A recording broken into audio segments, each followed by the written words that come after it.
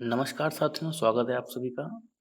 तो जैसा कि मैंने पहले वीडियो में कहा था, हर एक वीडियो में एक नया टॉपिक कवर करेंगे। तो आज का टॉपिक है इम्पोर्टेंट बाउंड्री लाइंस नेम, यानी कि महत्वपूर्ण सीमा रेखाओं के नाम। तो चलिए शुरू करते हैं मिलकर। हमारा पहली जो रेखा है वो है डूरंड रेखा, डूरंड लाइन।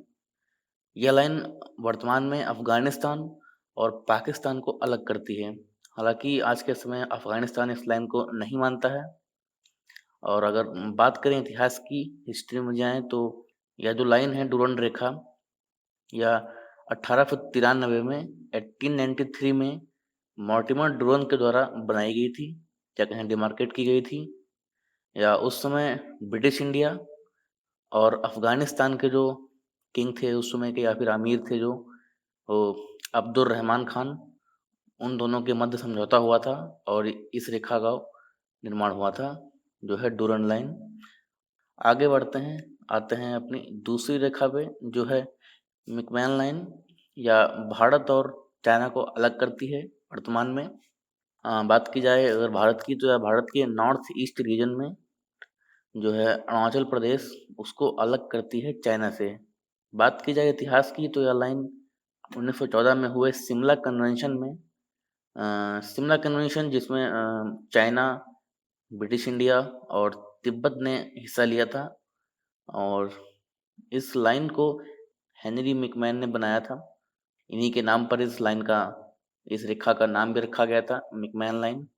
और यह आज के समय नॉर्थ ईस्ट रीजन यानी कि अरुणाचल प्रदेश को चाइना से अलग करती है। आगे बढ़ते हैं, आते हैं अपने अगली लाइन पर, जो है रेड क्लिफ लाइन, बहुत ही इंपॉर्टेंट। यह लाइन भारत और पाकिस्तान को अलग करती है। और यह लाइन शायर रेड क्लिफ के द्वारा बनाई गई थी, जब भारत का हिस्सा हो रहा था, विभाजन हो रहा था भारत का। और या अगर देखा जाए आज के समय, तो यह रेखा आज के समय भारत को, बांग्लादेश को और पाकिस्तान को अलग-अलग करती है। आगे बढ़ते हैं, आते हैं अपनी अगली लाइन पर, जो है 49th पैरेलल। 49th पैरेलल ऐसे आप नाम से ही समझ रहे होंगे, या नॉर्थ के इक्वेटर से नॉर्थ 49 डिग्री लैटिट्यूड पर स्थित है। यह लाइन यूएसए को कनाडा से अलग करती है। हालांकि यूएसए का जो एक अलग स्टेट है, या अलग जो शहर है अलास्का, वो इस लाइन से कनाडा से अलग नहीं होता है। सिर्फ ये इतना ही यूनाइटेड स्टेट्स जो है वो कनाडा से अलग होता है इस लाइन के थ्रू। यह लाइन जो है एंग्लो अमेरिकन कन्वेंशन जो हुआ था 1818 का, और ओरेगन ट्रीटी ऑफ 1846, और आज के समय यह कनाडा और यूएस के बीच में इंटरनेशनल बाउंड्री के ऐसे काम पर करता है। आगे बढ़ते हैं, आते हैं अपनी अगली रेखा पर, जो है 38 पैरेलल।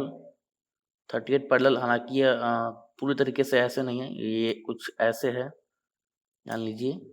और 38 पैरेलल का मतलब है कि यह नॉर्थ 38 डिग्री लैटिट्यूड यानी कि 38 डिग्री अक्षांशीय रेखा से समांतर है, इसलिए इसे 38 डिग्री पैरेलल कहा जाता है। और यह नॉर्थ कोरिया को साउथ कोरिया से अलग करता है। और यह लाइन जो है एक डीमिलिटराइज्ड जोन है दोनों कंट्रीज के बीच में। और ये जो लाइन जो चूज की गई थी, ये लाइन यूएस मिलिट्री प्लानर्स के द्वारा एक जुलाई 1945 में हुई थी कॉन्फ्रेंस, पोस्टडैम कॉन्फ्रेंस, उसी में इस लाइन को यूएस के द्वारा बनाया गया था, जो नॉर्थ कोरिया और साउथ कोरिया को अलग करती है एज एन इंटरनेशनल बाउंड्री।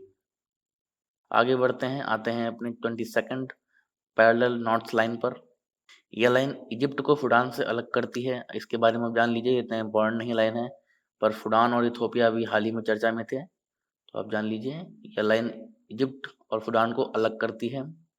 और यह इसको नाम जो है 22nd पैरेलल ये इसलिए आता है क्योंकि यह नॉर्थ के 22nd डिग्री लैटिट्यूड यानी कि 22 डिग्री अक्षांशीय रेखा के समांतर है, इसलिए से इसका नाम 22nd पैरेलल नॉर्थ लाइन है। आगे बढ़ते हैं, आते हैं अपनी अगली रेखा पर, जो है 17th पैरेलल, या 17 डिग्री उत्तरी अक्षांशीय रेखा से समांतर है, यानी कि 17 डिग्री नॉर्थ, इक्वेटर से नॉर्थ 17 डिग्री लैटिट्यूड पर है, और इसीलिए इसको सेंट्रल कहा जाता है। यह लाइन जो है पहले नॉर्थ वियतनाम को साउथ वियतनाम से अलग करती थी, बट जब 1976 यानी कि 1976 में जब दोनों ही कंट्री मिलकर एक पूरा वियतनाम बन गए थे, तो इस लाइन का कोई वजूद नहीं रहा था। और यह लाइन जो दी गई थी वो 1954 के जेनेवा एकॉर्ड्स में के अकॉर्डिंग डिमार्केट की गई थी। आगे बढ़ते हैं, आते हैं अपनी अगली लाइन पर, जो है हाइंडनबर्ग लाइन। यह बहुत ही इम्पोर्टेंट लाइन है जर्मनी के।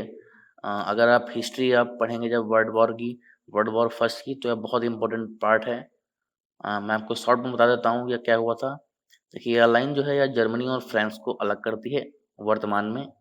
और ये जो लाइन बनाई गई थी, यह जर्मन की डिफेंसिव लाइन थी, जो कि फ्रेंच टेरिटरी में थी, जो फ्रेंच टेरिटरी पहले जर्मनी ने जीता था, फिर वहाँ से पीछे हट गया था।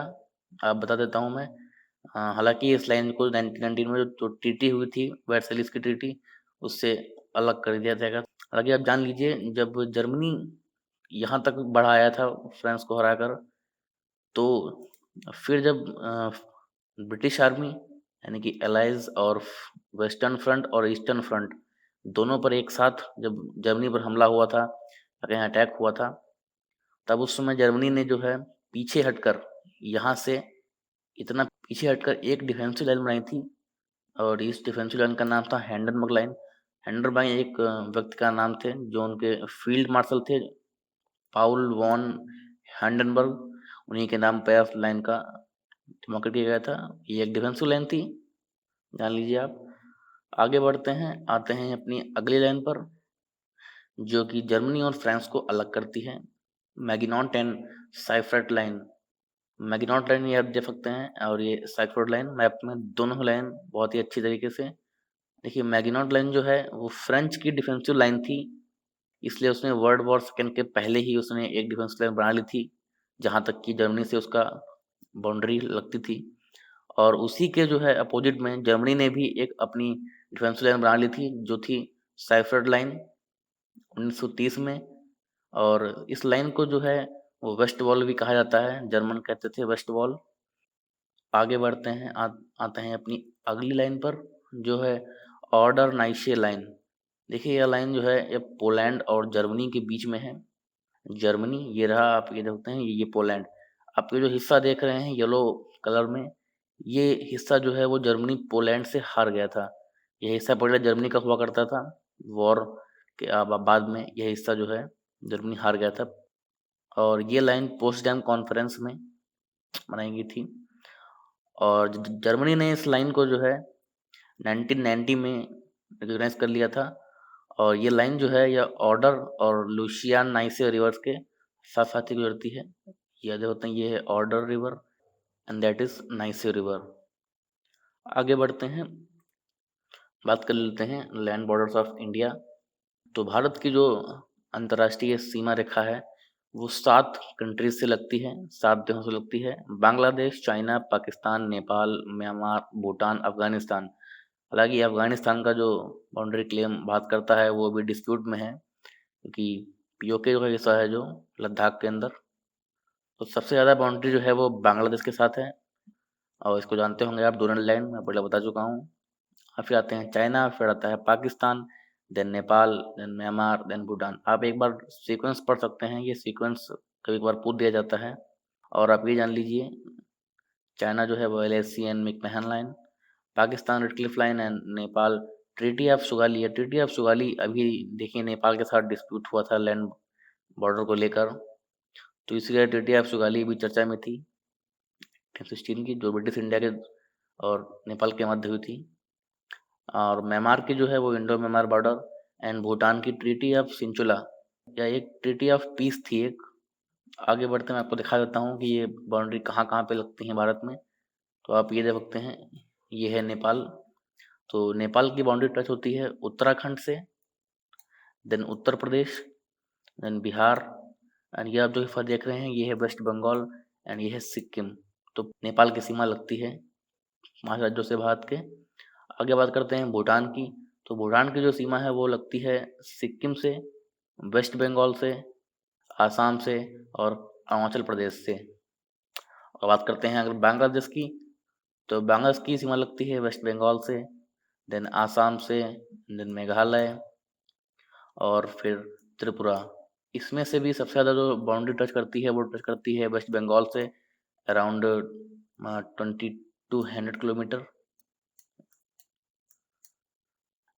बात कर लेते हैं बची हुई पाकिस्तान की। तो पाकिस्तान जो है उसकी बाउंड्री लगती है गुजरात से, राजस्थान से, पंजाब से, और ये थोड़ा सा पुराना मैप है। ये है जम्मू कश्मीर, इतना part, and that is Ladakh. तो अब लद्दाख की बाउंड्री तक टच करती है पाकिस्तान से, यानी कि 1 2 3 4 5 5 राज्यों से इसकी बाउंड्री लगती है। तो आज का टॉपिक में समाप्त करते हैं। आगे मिलेंगे एक और टॉपिक के साथ, एक और नए टॉपिक के साथ। तब तक के लिए जुड़े रहिए। धन्यवाद देखने के लिए। जय हिंद।